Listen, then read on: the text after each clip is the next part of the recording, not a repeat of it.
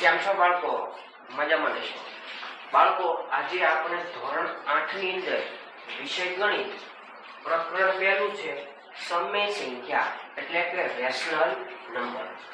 એમાં આપણે આજે આ વિડિયોની અંદર આ પ્રકરણની અંદર જેટલી માહિતી આવે છે એ બધી જ માહિતી આપણે એક જ વિડિયોની અંદર આપણે જોઈશું. વિદ્યાર્થી મિત્રો, તો સૌપ્રથમ પહેલું અહીંયા છે સંખ્યા રેખા. હવે સંખ્યા રેખા કેમ એનું નામ? કારણ કે પેલા છે ને રેખા, સીધી રેખા. વિદ્યાર્થી મિત્રો, અહીંયા બોર્ડ પર માહિતી લખી છે, તમારે જો સ્ક્રીનશોટ લેવો હોય તો લઈ લો.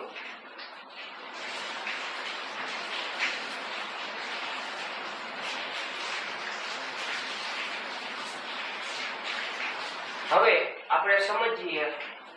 સૌપ્રથમ પહેલા શું હતી? રેખા.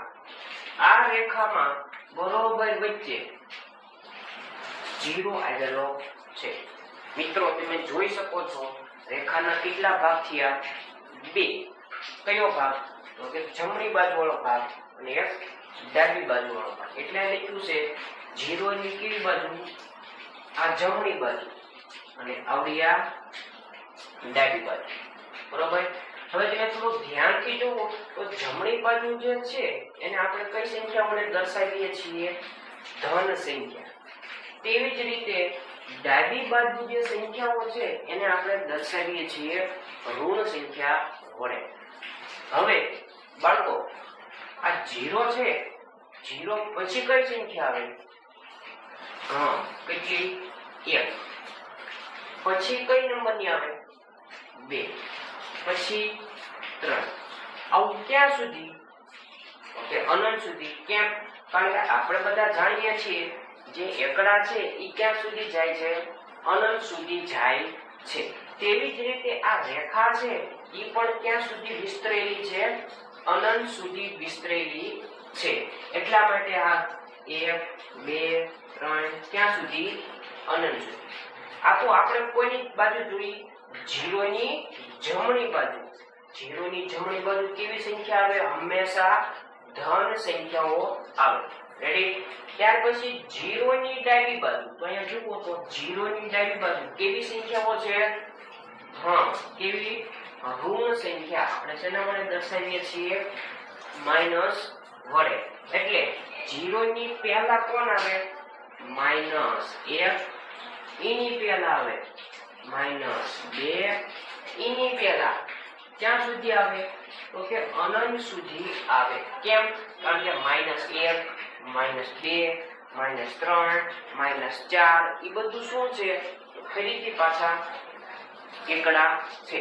એટલા માટે એકડા ક્યાં સુધી જાય? અનંત સુધી. પણ રેખામાં પણ રેખા ક્યાં સુધી વિસ્તરેલી છે? અનંત સુધી વિસ્તરેલી છે. એટલે કે ડાબી બાજુ પણ અનંત સુધી જાય.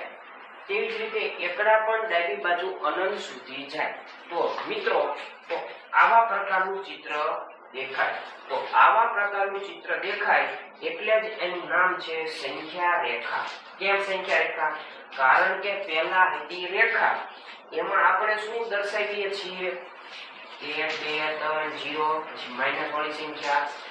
એનો મતલબ એવું થાય કે આપણે રેખામાં સંખ્યા દર્શાવીએ છીએ એટલે આનું નામ છે સંખ્યા રેખા. ત્યાર પછી પહેલો પોઈન્ટ છે પ્રાકૃતિક સંખ્યા અથવા ગણતરીની સંખ્યા. આમાં ઘણા વિદ્યાર્થીઓને નહીં ખબર હોય કે પ્રાકૃતિક સંખ્યાનું બીજું નામ શું હશે. ખબર હતી? ના, મને પાક્કું ખબર છે કે તમને ખબર નહોતી. હવે યાદ રાખજો, પ્રાકૃતિક સંખ્યાનું બીજું નામ છે ગણતરીની સંખ્યા. બરોબર? ગણતરી ક્યાંથી શરૂ થાય? હંમેશા 1 થી શરૂ થાય. તો પ્રાકૃતિક સંખ્યામાં કઈ કઈ સંખ્યાનો સમાવેશ થાય?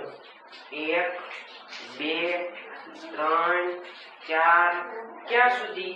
તો કે અનંત સુધી સંખ્યાનો સમાવેશ થાય. આને કહેવાય પ્રાકૃતિક સંખ્યા અથવા ગણતરીની સંખ્યા. મિત્રો, આમાં તમે જુઓ, આમાં સૌથી નાનામાં સંખ્યા કઈ?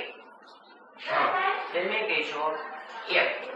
પ્રાકૃતિક સંખ્યામાં એટલે કે ગણતરીની સંખ્યામાં સૌથી નાનામાં નાની સંખ્યા થાય એક. ત્યાર પછીનો પોઈન્ટ પૂર્ણ સંખ્યા. તો તમે જોયું સંખ્યા રેખામાં આપણે પહેલા કઈ કઈ સંખ્યા લીધી? 1 2 3 4 અનંત સુધી. હવે આ સંખ્યા તો લેવાની જ છે, પણ એના સિવાયની કઈ સંખ્યા લેવાની? આ 0 વાળી લેવાની. એનો મતલબ જે પ્રાકૃતિક સંખ્યા હતી એમાં કોનો ઉમેરો કરવાનો? 0. એનો મતલબ આપણને મળે પૂર્ણ સંખ્યા. તો પૂર્ણ સંખ્યામાં કોનો સમાવેશ થાય? 0 1 2 3 ક્યાં સુધી? તો કે અનંત સુધી વિસ્તરેલી છે. એટલે ત્યાર પછી એમ કે છે કે પ્રાકૃતિક સંખ્યાના સમૂહમાં, પ્રાકૃતિક સંખ્યાનો સમૂહ એટલે કયો? તો કે એમાં 1 2 3 4 એમાં 0 ઉમેરવાથી, એટલે કે જે સંખ્યા છે એમાં આપણે શું ઉમેરવું છે? વધારાનો 0. એનો મતલબ આ તો સંખ્યા તો લેવાની છે, પણ વધારાનો 0. એટલે આવા પ્રકારનું થાય 0 1 2 3. એનો મતલબ એવો કે પૂર્ણ સંખ્યામાં 0 થી લઈને ક્યાં સુધીનો સંખ્યાનો સમાવેશ થાય? અનંત સુધી સંખ્યાનો સમાવેશ થાય. ત્યાર પછી અહીંયા બીજો પોઈન્ટ, પૂર્ણ સંખ્યામાં સૌથી નાની સંખ્યા કઈ? 0. પૂર્ણ સંખ્યામાં સૌથી નાની સંખ્યા થાય 0. આ તમારે યાદ રાખવાનું, બરોબર? ત્યાર પછી પૂર્ણાંક સંખ્યા. પૂર્ણાંક સંખ્યાની અંદર ફરીથી પાછા સંખ્યા રેખામાં જોઈએ. સંખ્યા રેખામાં એટલાનો સમાવેશ થયો. હવે કઈ બાકી? કયું બાકી? બધું તો કે બધું માઈનસ વાળું બાકી. તો આ બધી સંખ્યા લઈ લો, એને કહેવાય પૂર્ણાંક સંખ્યા. તો પૂર્ણાંક સંખ્યાની અંદર 3 સંખ્યાનો સમાવેશ થાય. બધી જ ધન, બીજું બધી જ ઋણ અને ત્રીજું શૂન્ય. જો 3 સંખ્યાનો સમાવેશ થાય એને આપણે કહીએ છીએ પૂર્ણાંક સંખ્યા, બરોબર? એટલે કે પૂર્ણાંક સંખ્યામાં ધન, ઋણ અને શૂન્યનો સમાવેશ થાય છે. ત્યાર પછી આપણા પ્રકરણનું નામ જ છે સમય સંખ્યા. જે સંખ્યામાં p અને q પૂર્ણાંક હોય તથા q શૂન્યતર પૂર્ણાંક હોય તેવી સંખ્યા r ને સમય સંખ્યા p ના છેદમાં q સ્વરૂપે લખી શકાય છે. આ યાદ રાખવાનું છે. સમય સંખ્યાનું સ્વરૂપ કેવું હોય? p ના છેદમાં q. પણ આપણે તો અગાઉના ધોરણમાં આવી રીતના કોઈ સંખ્યા દેખાય એને આપણે કહીએ છીએ અપૂર્ણાંક સંખ્યા.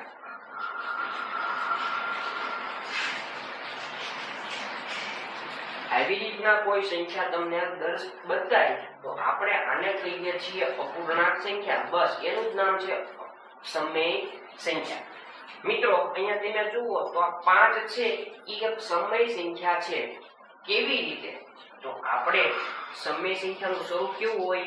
p ના છેદમાં q, બરોબર? તો આના છેદમાં કઈ નથી, તો ભાગાકારની લીટી હોય. આ ભાગાકારના નીચે કઈ હોય હાજરમાં? કેટલા હોય? હંમેશા 1 હાજર હોય. તો જુઓ તો p ના છેદમાં q થઈ ગયું. એનો મતલબ 5 કેવી સંખ્યા કહેવાય? સમય સંખ્યા કહેવાય. ત્યાર પછી બીજું ઉદાહરણ છે 0. શું આ સમય સંખ્યા છે? કેમ? આપણને એવું લાગે છે કે સમય સંખ્યા નથી, પણ કેમ? સમય સંખ્યા છે, પણ કેવી રીતે? કારણ કે આના છેદમાં કેટલા હોય? 1. તો સમય સંખ્યા એટલે p ના છેદમાં q સ્વરૂપે થઈ જાય. એટલા માટે 0 છે એ સમય સંખ્યા છે. ત્યાર પછી -10 સમય સંખ્યા છે. કેમ? કારણ કે આના છેદમાં કેટલા હોય? 1. એટલે -10 પણ સમય સંખ્યા છે. ત્યાર પછી 2 ના છેદમાં 3. જુઓ તો તમે છે સ્વરૂપ p ના છેદમાં q. આ તો આપણને ખબર પડી જાય છે ઉપર નીચે વાળી સંખ્યા હોય એને સમય સંખ્યા કહેવાય. તો આ બધી જ સંખ્યાઓ છે એને આપણે કહીએ છીએ સમય સંખ્યા. પછી એમનો વિચારતા સાહેબ તમે 5 0 -10 કેમ લીધા? તમારે કોઈ પણ સંખ્યા લેવું હોય આ સંખ્યા રેખામાંથી એ બધી જ સંખ્યા કેવી થાય? હંમેશા સમય સંખ્યા જ થાય, બરોબર. પણ એક યાદ રાખવાનું, q ની કિંમત 0 હોવી જોઈએ નહીં. એનો મતલબ એમ કીધું હોય 8/0 આ સમય સંખ્યા છે ના. કેમ? કારણ કે છેદમાં શું છે? 0, પણ 0 હોવો જોઈએ નહીં, બરોબર. એટલા માટે આ સમય સંખ્યા નથી. ત્યાર પછી સરવાળા માટે ક્રમનો નિયમ, એનું સૂત્ર છે a + b = b + a, બરોબર. એનું સૂત્ર છે. આપણે એને ઉદાહરણથી સમજીએ. માની લો કે a ની કિંમત લઉં 5 અને b ની કિંમત લઉં 3, બરોબર. a ની કિંમત 5, b ની કિંમત 3. હવે બેનો સરવાળો કરો, કેટલો થાય? 5 ને 3 8. હવે તમે જુઓ તો 5 પહેલા છે, હવે 5 પાછળ લખું અને 3 પહેલા લખું તો શું થાય? જો 3 + 5 બંનેનો સરવાળો કરો, 3 ને 5 8. એનો મતલબ બંનેનો જવાબ કેવો આવે છે? સમાન. કેમ? કારણ કે ક્રમની અદલા બદલી કરી. 5 પહેલા હતા એને આપણે ક્યાં લઈ ગયા? પાછળ. અને જે 3 પાછળ હતા એને લીધા આપણે આગળ. તેમ છતાં પણ જવાબ કેવો આવે છે? સરખો. આને કહેવાય સરવાળા માટે ક્રમનો નિયમ. બીજું ઉદાહરણ સમજીએ. a ની કિંમત લઈએ 10 પ્લસ b ની કિંમત લઈએ 7. બંને ભેગા કરો, 10 ને 7 17. હવે આપણે ક્રમની અદલા બદલી કરીએ છીએ. પાછળ છે એને આપણે લાવી આગળ, આગળ છે એને લઈ જઈએ પાછળ. એટલે 7 + 10 = 17. જો તો બંનેનો જવાબ સરખો છે. હા, એનો મતલબ એવું કે કોઈ પણ સરવાળાનો દાખલો હોય તો તમે અદલા બદલી કરી શકો છો. આને કહેવાય સરવાળા માટે ક્રમનો નિયમ. ત્યાર પછી સરવાળા માટે જૂથનો નિયમ, બરોબર. આ સરવાળા માટે ક્રમ હતું, અહીંયા વાત થાય છે જૂથ. જૂથ ક્યારે બને? તો કે 3 સભ્ય હોય તો જૂથ બને. જુઓ તો 3 સભ્ય છે. આ પહેલો સભ્ય, બીજો સભ્ય અને ત્રીજો સભ્ય. 3 સભ્ય હોય તો જૂથ બને, બરોબર. તો એનું સૂત્ર છે a કૌંસમાં b + c કૌંસ પૂરો બરાબર કૌંસમાં a + b કૌંસ પૂરો + c. સૂત્રમાં તમને ન સમજાય પણ અહીંયા ઉદાહરણથી આપણે સમજાવું એટલે સમજી જાય. જો 5 પ્લસ a ની કિંમત લીધી 5 કૌંસમાં b ની કિંમત લઈએ 3 પ્લસ c ની કિંમત લઈએ 4, બરોબર. આનું સાદું કાઢીએ તો કૌંસનું સાદું 3 ને 4 7, કૌંસનું સાદું 3 ને 4 7. એનો આની સાથે સરવાળો કેટલો થાય? 12. 7 ને 5 12. હવે તમે આમાં થોડું સૂત્રમાં ધ્યાનથી જુઓ ને, ધ્યાનથી જુઓ ને તો અહીંયા એવું જણાય કે અહીંયા a સાથે કૌંસ નથી અને અહીંયા a સાથે કૌંસ છે. અહીંયા જુઓ તો કોઈને કૌંસ બનાવ્યો b અને c સાથે, અહીંયા કોઈને બનાવ્યો a અને b સાથે. એનો મતલબ આ બાજુ ડાબી બાજુ a સાથે કૌંસ નહોતો પણ અહીંયા જમણી બાજુ a સાથે કૌંસ બનાવ્યો. એટલે a નો કોની સાથે કૌંસ બને? b સાથે. કાઈ વાંધો નહીં, ખાલી કૌંસની અદલા બદલી કરવાની છે. આને કહેવાય સરવાળા માટે જૂથનો નિયમ, બરાબર. હવે આનું આ ઉદાહરણ જોઈએ. a ની કિંમત હતી 5 પ્લસ b ની કિંમત હતી 3 કૌંસનો કૌંસ એમ પ્લસ c ની કિંમત હતી 4. હવે સરવાળો કરો. 5 ને 3 8, 8 ને 4 12. જો તો જવાબ બેનો સરખો આવે છે. હા, એનો મતલબ સરવાળા માટે તમે કોઈ પણ ક્રમમાં ઉમેરી શકો છો, તમને અનુકૂળ આવે તેમ. આને કહેવાય સરવાળા માટે જૂથનો નિયમ. રેડી? ચલો ત્યાર પછી જોઈએ મોસ્ટ આઈપી સરવાળા માટે તટસ્થ ઘટક અથવા તટસ્થ સંખ્યા છે 0. ખાસ યાદ રાખવાનું સરવાળા માટે તટસ્થ સંખ્યા છે 0. જોવાનું એનું સૂત્ર છે a + 0 બરાબર 1. a + 0 બરાબર 1. આપણે બધા જાણીએ છીએ કે 15 + 0 કેટલા થાય? 15. 27 + 0 બરાબર કેટલા થાય? 27. તો આને સમજીએ. 27 માં 0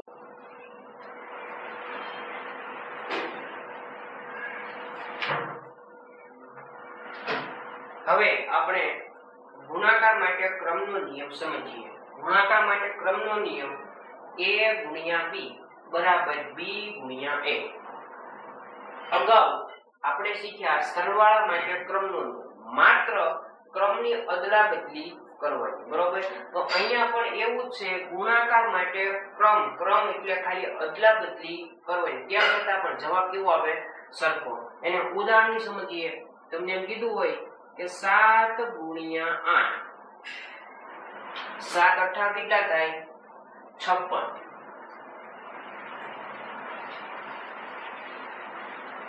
હવે આ જ સંખ્યામાં ક્રમની અદલાબદલી કરીએ. 8 પાછળ છે એને લઈએ આગળ અને 7 ને લઈ જઈએ પાછળ, એટલે 8 × 7 8 સત્તા ને 56. 7 × 8 કરો કે 8 × 7 કરો, જવાબમાં કઈ ફેર પડતો નથી. આનું જ નામ છે ગુણાકાર માટે ક્રમનો નિયમ. ક્રમ એટલે માત્ર અદલાબદલી સંખ્યાની કરવાની. બીજું ઉદાહરણ લઈએ. 13 × 2 13 દુ 26. હવે એની અદલાબદલી કરો 2 × 13, તો આનો મતલબ પણ કેટલો થાય?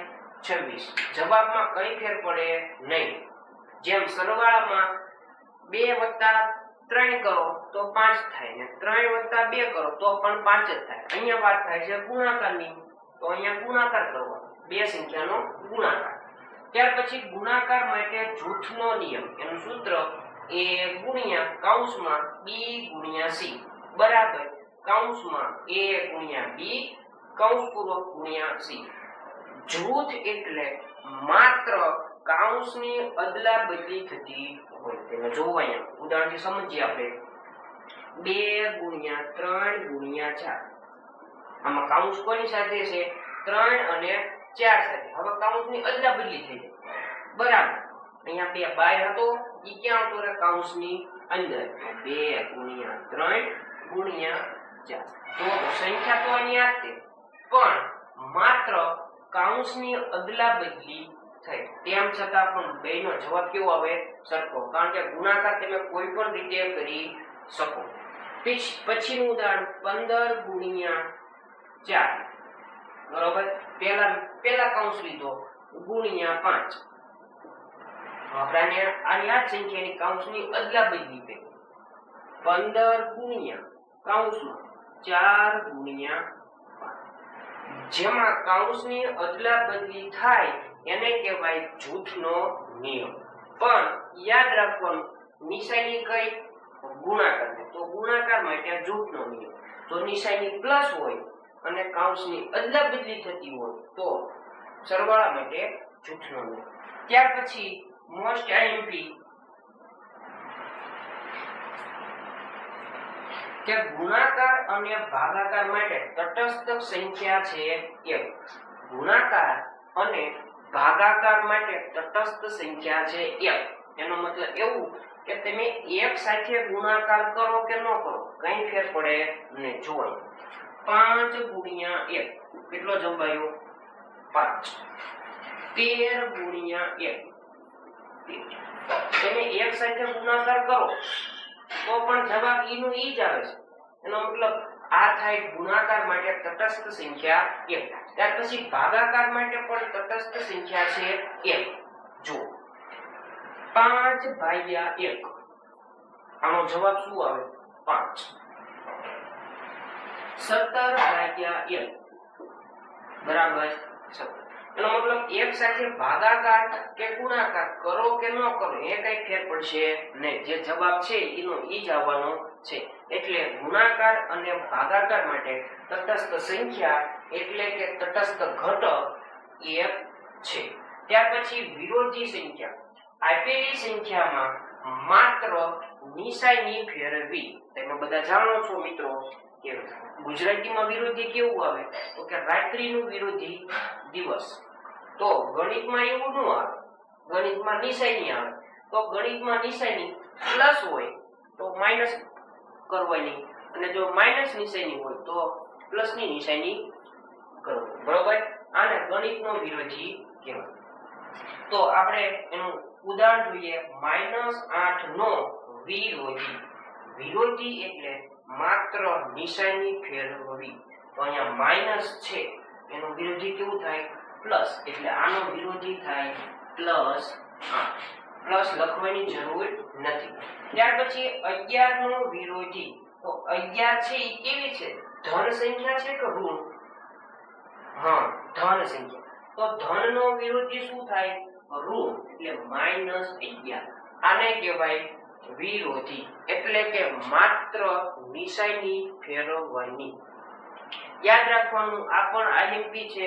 વિરોધી સંખ્યાનો સરવાળો હંમેશા 0 થાય. વિરોધી સંખ્યાનો સરવાળો હંમેશા 0 થાય. તમે આ -8 અને આ +8 બેનો સરવાળો કરો તો જવાબ 0 જ આવશે. તમારે ચકાસવું હોય તો ચકાસી લેવાનું. 11 અને -11 નો સરવાળો કરશો તો જવાબ 0 જ આવશે. ત્યાર પછી વ્યસ્ત સંખ્યા એટલે કે આપેલી સંખ્યામાં માત્ર અંશ અને છેદની અદલાબદલી કરી. એટલે કે અંશમાં જે સંખ્યા હોય એને છેદમાં લખવાની, અને છેદમાં જે સંખ્યા હોય એને લખવાની અંશમાં. એને કહેવાય વ્યસ્ત સંખ્યા. તો અહીંયા તમે જુઓ, આપણે મેળવો છે 13 નો વ્યસ્ત. તો અંશ અને છેદની અદલાબદલી. તો શું આના છેદમાં કઈ હોય? હા, કેટલા હોય? 1. હવે જે અંશમાં છે એને લખવાનું છેદમાં, અને છેદમાં છે એને લખવાનું અંશમાં. એટલે આનો વ્યસ્ત 1/13. ત્યાર પછી આપેલી સંખ્યાનો વ્યસ્ત ઉપર નીચેની અદલાબદલી 3/5. બરોબર? ત્યાર પછી વ્યસ્ત સંખ્યાનો ગુણાકાર. આ પણ મોસ્ટ આઈએમપી છે, જે વિકલ્પમાં, ખાલી જગ્યામાં અથવા એક વાક્યમાં પૂછાય છે. વ્યસ્ત સંખ્યાનો ગુણાકાર હંમેશા 1 થાય. વ્યસ્ત સંખ્યાનો ગુણાકાર હંમેશા 1 થાય. કેવી રીતે? તમે જુઓ, 13/1 એનો વ્યસ્ત શું થાય છે? 1/13 ગુણ્યા 1/13. છેદ ઉડતા હોય તો ઉડાડો. 13 ઉડી જાય, 1 ઉડી જાય, કઈ વધ્યું નહીં. તો ગુણાકાર અને ભાગાકાર માટે વધે છે ખાલી 1. તો તમે જુઓ તો જવાબ કેટલો આવ્યો? 1. એટલે કે વ્યસ્ત સંખ્યાનો ગુણાકાર હંમેશા 1 જ થાય છે. બાળકો, જો આવા વિડીયો તમને ગમતા હોય તો ચેનલને સબસ્ક્રાઇબ કરવાનું ભૂલતા નહીં, અને તમારા મિત્રોને પણ શેર કરજો, જેથી કરીને તમારા મિત્રો પણ હોશિયાર થાય, અને સાથે સાથે તમારે પણ હોશિયાર થવાનું છે. થશો ને બધા? હા.